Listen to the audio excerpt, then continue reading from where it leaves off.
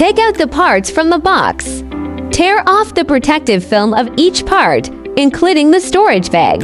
Handle together with rear wheel, front wheel, backrest, main frame, cup holder, crutch holder, user manual. First, connect the front wheel to the frame. Next, install the rear wheels. When installing, distinguish the left and right rear wheels according to the labels A and B. Install the rear wheels on the rear frame.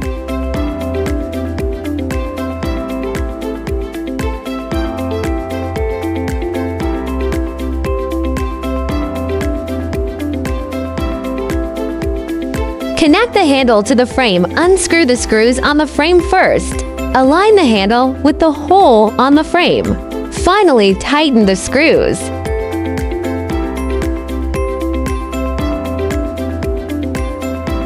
Connect the backrest to the frame. Install the crutch holder on the frame. And finally, put the cup holder.